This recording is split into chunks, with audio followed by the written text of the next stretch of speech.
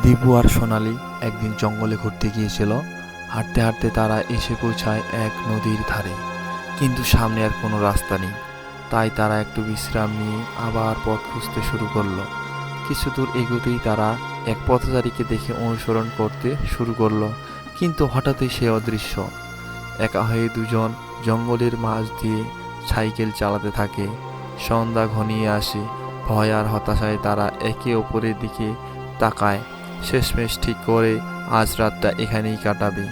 তারা টেনে আগুন জ্বালায়, গল্প করতে করতে ভয় দূর করার চেষ্টা করে।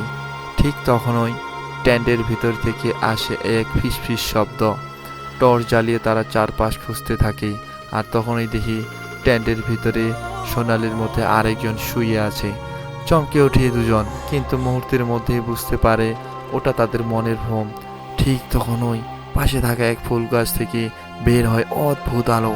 ধীরে ধীরে সেই আলো রূপ নেয় এক দীপ্ত হরিণের, যে তাদের সামনে দাঁড়িয়ে জল করতে থাকে।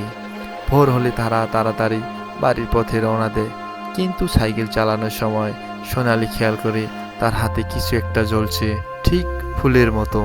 তো ছোট্ট বন্ধুরা, তোমরা কি মনে করো সোনালির হাতে আসলে কি ছিল?